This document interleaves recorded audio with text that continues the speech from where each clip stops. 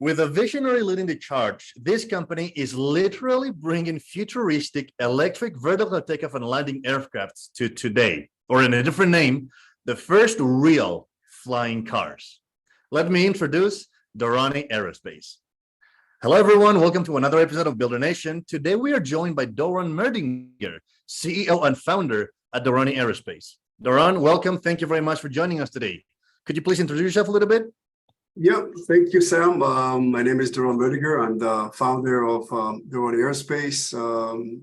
We started basically 2016 when this is just, really the beginning as a home project, garage project, and we scaled up and looking forward for a very interesting future.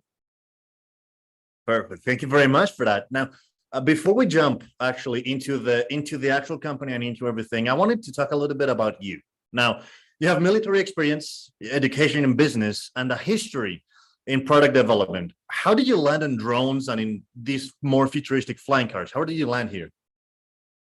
So I think the important part, or the initial part, started as a kid, right? I mean, all the wonders of the world is in the kids, mind and vision, and it's always an inspirational thing. So me growing up on the Star Wars, on the Fifth Element, on even before that, Chitty Bang Bang, which is maybe the first flying car. I remember. So maybe now you guys know a little bit how old I am. But all the futuristic movies and all those science fiction really created that space for people like me to be enthusiastic and understand that this is a future that is happening. All right. Well, I cannot say I'm not a nerd myself in regard to Star Wars and everything. I'm a huge fan of that. So I really like how you sort of followed through on, I would call every kid's dream in a sense. That's amazing. Mm-hmm. Now, before moving forward, I also wanted to ask you about your website specifically and the Our Story section. Now, I have to say I was a really huge fan of this section on your website, which sort of tells a story precisely about why Dorani is important, why you do what you do.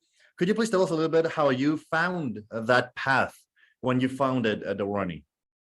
Yeah, so I think one of the key important part was the first understanding how a drone works, a quadcopter. So at the beginning, I was just one time stuck in a traffic jam, and this is really the inspirational point that I saw this kid playing with a drone, a quadcopter, and I saw how accurate, agile, and very simple to use this machine. And the question for me was, why aren't we going to, we're scaling this one up, right? It's just scale it up. Obviously, it's much, more complex just to scale it up. It has to, there's the multiple things going into it, specifically when you're introducing human payload, if you will, or the pilots inside. So I was interested, and then I started, understanding the systems involved in that, researching a lot, reached out, starting basically forming the team. I had a vision at that point to do a single seat.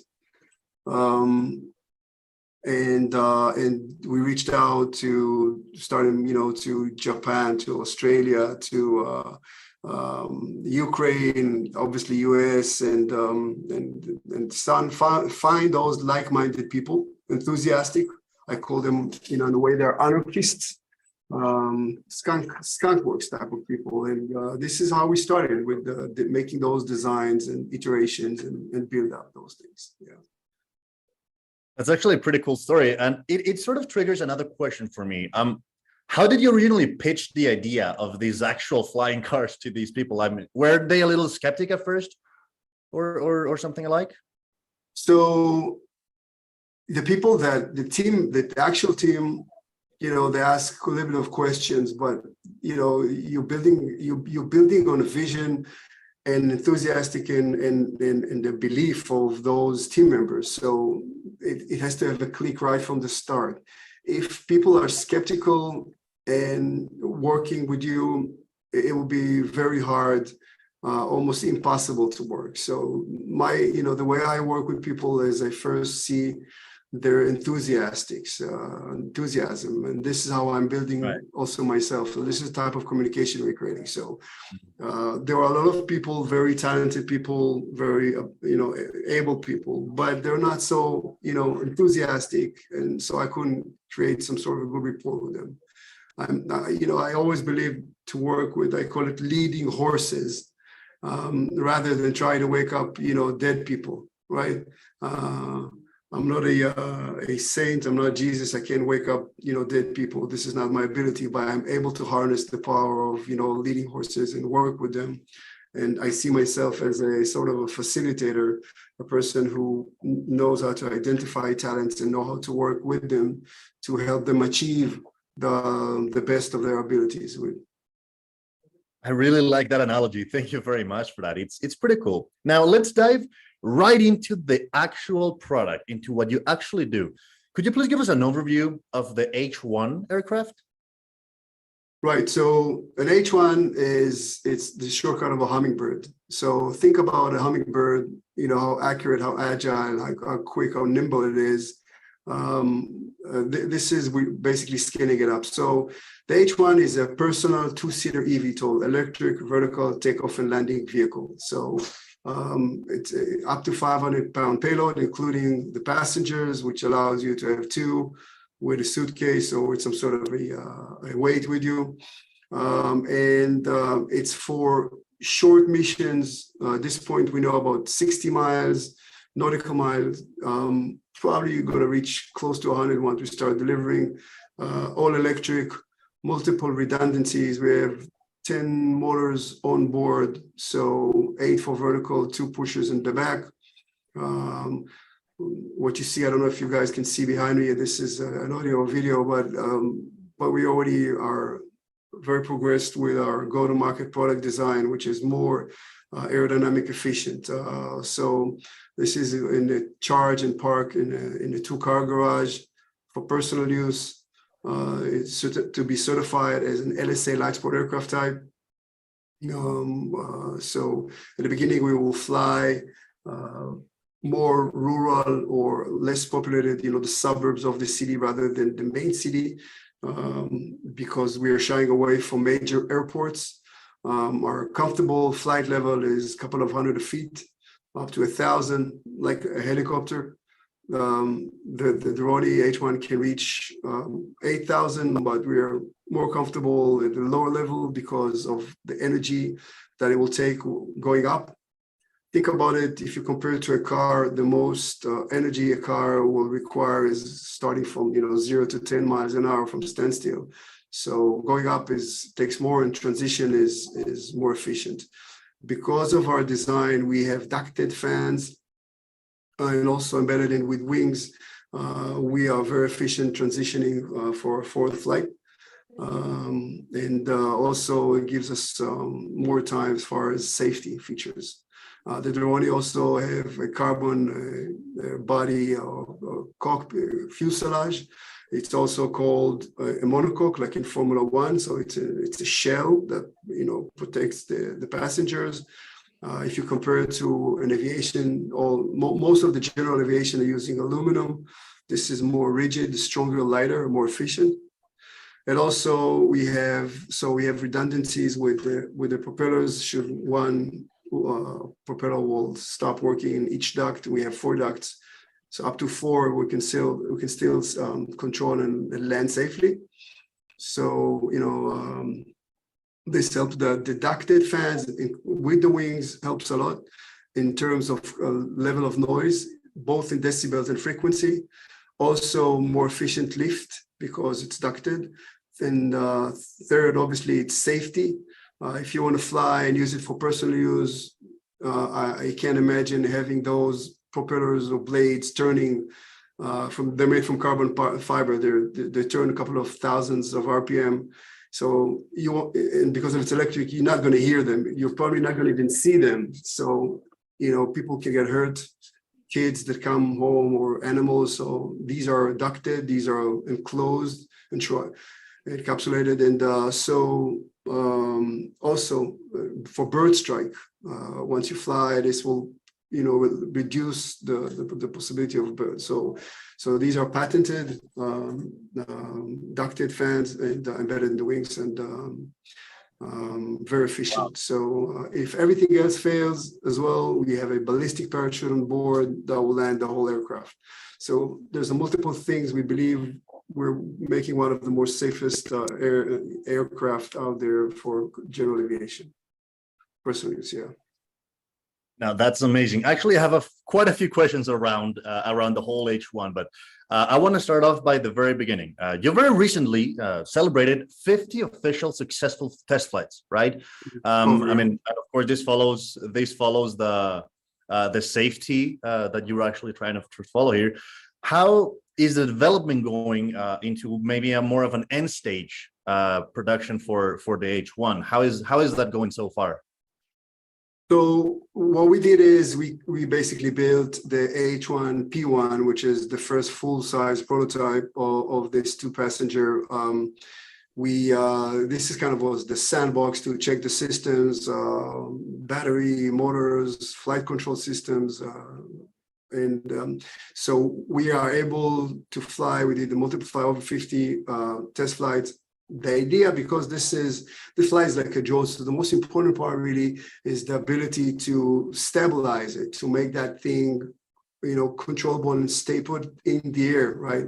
And I can say that one of the biggest challenges is to fly such a big vehicle inside a building and our facility indoors, because you have a lot of turbulences coming from the ground, ceiling, and walls, and this will be done successfully. So we're tuning that system at this as we go. We are in the tuning stage, so we're doing pretty good.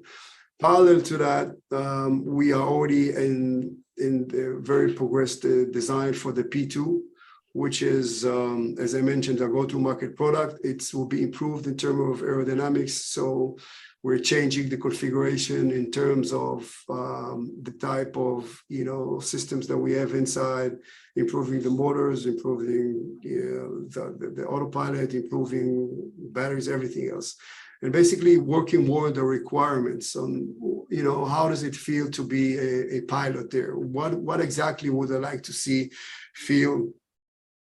Sound levels inside the cockpit, multiple things which are working on the details. This is honestly more than, people see it and say, okay, I can get from point A to point B, it will be very easy, and this is, no traffic.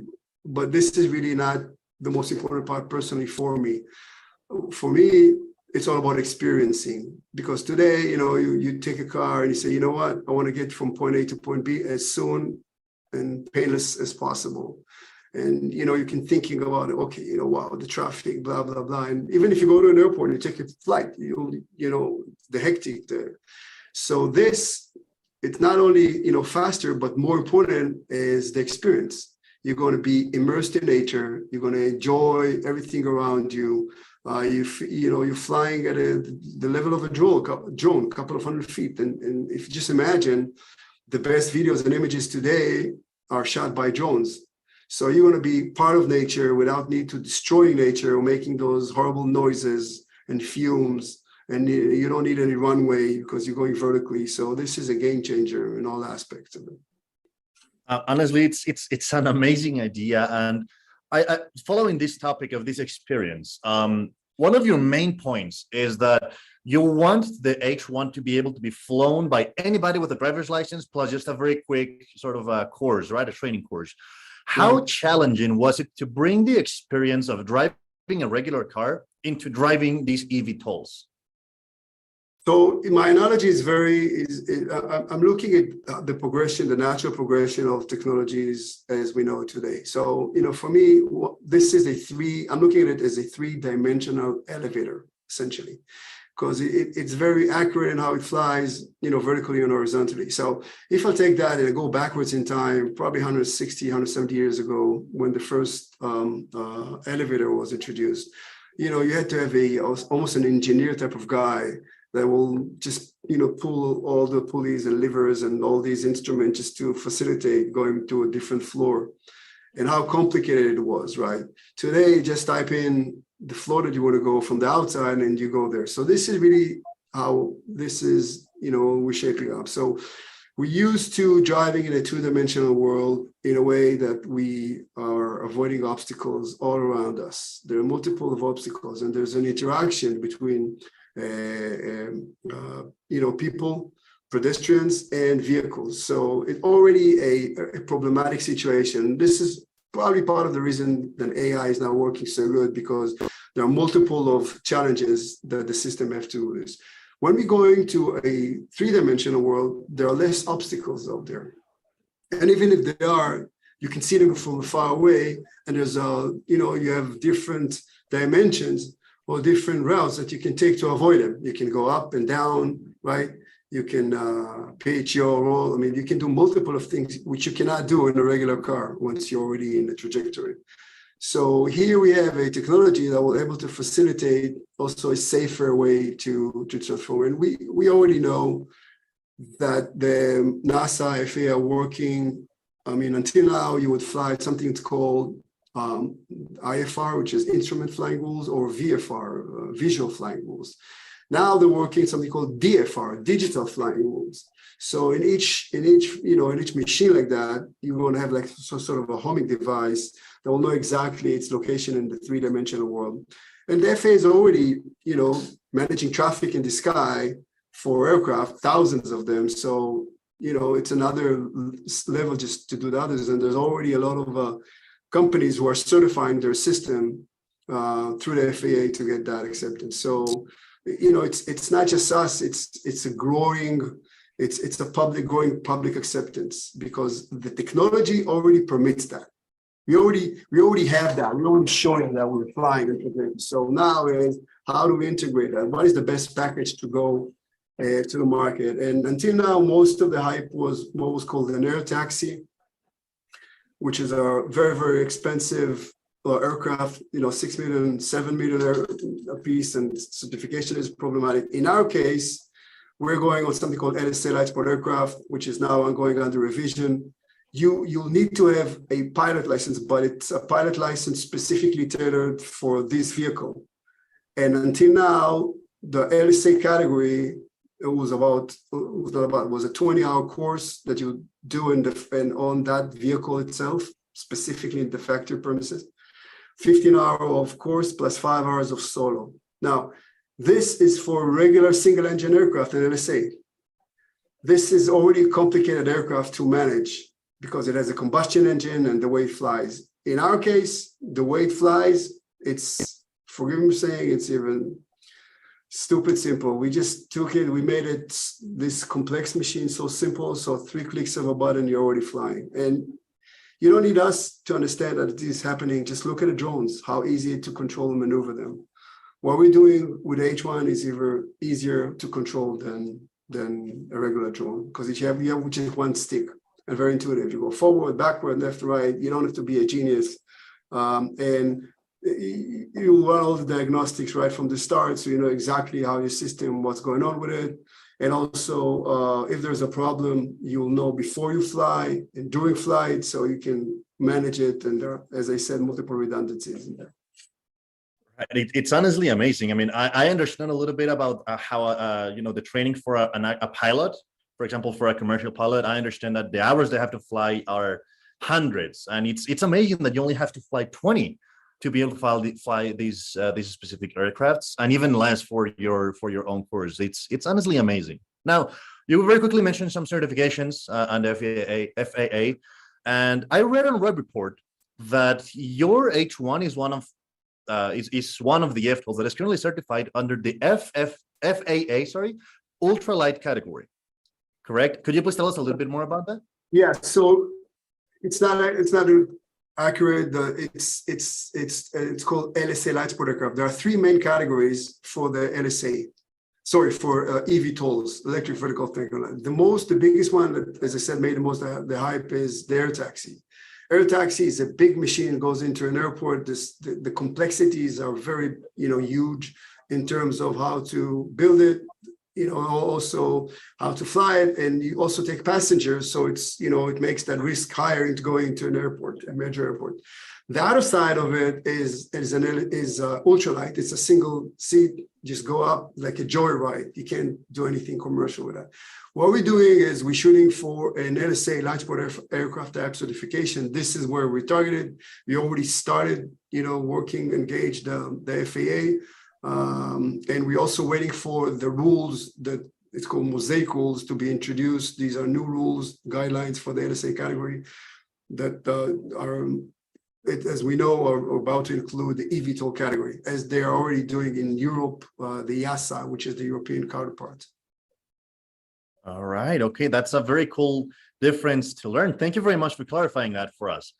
Now, let's move into a whole different section of your company, which is the way that you raise money, basically, right? I've seen that you are big on crowdfunding, and you recently opened a new investment opportunity for accredited investors. So could you please give us a bit of a deeper dive into that side? Right. So we raised in 14 months $3.6 million, what's called Reg CF under crowdfunding. We understood we were approached by angel investors and big at the beginning after we won second place at the Florida Aerospace and Aviation Forum. But they were very savvy in terms of the market or the share that they wanted to take from the company. So we went crowdfunding, and then we, as I said, we completed, and then we started Reg D. So basically, accredited investors, people who I think are making about over $200,000 or $300,000 a year, can invest in Doroni Aerospace and be part of the company, and they can do it on our website. There's a process, but it's totally regulated. And we have all, the file, I think it's called PPM, all the documents they're showing exactly where we are, what we're offering. It's for preferred stock. So invest according to, you basically buy stock of the company, own part of the company. So this is what we're offering now. And we're starting to pick up, and it seems to be very promising as we see. Yeah, and I mean, I can understand why crowdfunding worked so well for you guys, because who doesn't want to be part of history in building flying cars, right? Which is amazing. Now, yeah. I want to ask you something more or less related to the fact that you're the CEO of this important company, right? Although you're small in size, you have R&D, you have investments, you have a recent $3.5 million successful funding. You raised that money. You have engineering, you have certifications, you have a lot on your plate. How do you keep supply chain and procurement and the ordering of pieces tight and in order so that it doesn't sort of affect the whole flow? Yeah, so everything is about it's a good question. Everything is about cash flow. Because we are a small company, tight company, what we do is we have a core team, but we outsource a lot of things, and we are obviously outsourced according to our cash flow. But the brain of the company is here, and we are constantly evaluating and checking, where we are in terms of development, in terms of procuring. So it's an ongoing, all the time task to do. It's just like almost every day we're checking it. Once we're getting bigger funds, we're able to scale up more. This is how this process done as a startup company, obviously. Right. Well, thank you very much for that insight. I mean, it's just that honestly, seems like such hard work, right? But you certainly seem to love what you do, which is amazing. Now, I believe we're reaching the close of this, but before I do, I wanted to ask you, over the last 7 years that Doroni Aerospace has existed, that you have funded this, I assume you've been through some really important ups and downs. What has been maybe one of the biggest challenges that you have faced over the course of these years that you are so proud to have overcome? It's again another good question. I think every entrepreneur goes through a hero's journey, right? That's hero's journey. Every person goes through his own hero's journey. Obviously, an entrepreneur is doing that as well. So I think the biggest challenge is always dealing with your challenges, your personal challenges, with overcoming those fears, those questions, everything that the mind is opening, and also understand to evaluate the good opportunities, which one is a good opportunity and which road to take. and also work with your team and explain that. But for me, working with people, it's the easier part. I love working with talented and smart people, so I found that very fulfilling for me personally. This is how I'm looking at life in general. Yeah. That's great. Thank you very much for that. And now my final question, which I believe is the perfect follow-up to this super cool answer you just gave us, is if you have any advice that you could give to any young entrepreneurs, engineers, or just people interested in tech who might be starting their own journey in this industry. Yeah, I mean, I'm trying to think what can I say different than people who are bigger than me and more, successful than me obviously said. I don't know if I will, but I will say, try to fulfill your aspiration or going all the way through what you believe in is really the way that I believe in doing that, obviously. But remember, this is not just a financial or personal, goal. It will check your characters also. So it will test your characters. And I think the transition that one will go through that is basically the more important one. Like, how do you see yourself when you're making decision, when you are, when you're standing in front of people and talking to them, how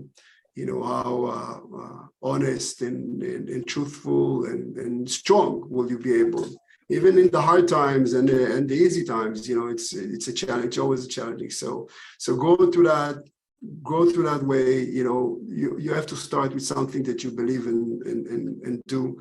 Because if you don't believe it, don't even start. It really, sometimes it doesn't even matter if you had prior knowledge or not, because it's the passion that really keeps you driving forward.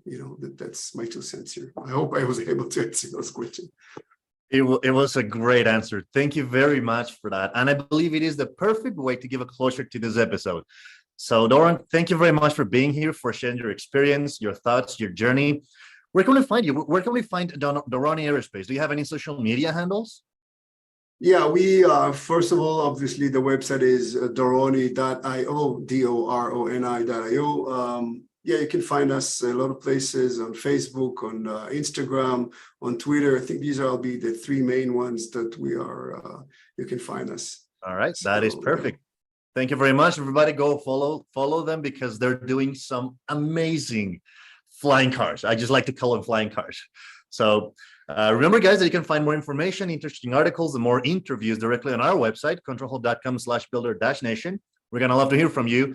Thank you very much for being part of this community. We're going to see you the next episode. And Doron, thank you very much for joining us. It's been a big pleasure. Pleasure, Sam. Thank you so much. Thank you. When building the future is your priority, tedious procurement processes should be last on your list. The problem is that purchasing data is scattered across spreadsheets, receipts, emails, and messages. Tracking it all sucks and makes it easy to commit mistakes. Introducing the Control Hub Way, the all-in-one purchasing software for hardware companies. Buying parts, services, or office supplies? Submit a quick purchase request to buy from your list of approved vendors, or buy from a new provider. Buying from approved vendors is even easier. Import your shopping cart directly into your purchase request using our checkout integrations. When the order is ready, submit it for approval. We'll ping all pre-designated approvers both via Control Hub's website, email, and Slack notifications for a faster turnaround. If you need a PO, we got you. Generate it in 1 click. Online purchase? Boom, virtual card. Do an automatic 3-way match, pay invoices, and sync everything live with QuickBooks or NetSuite. Purchasing just got a lot easier. Control Hub. Get back to building.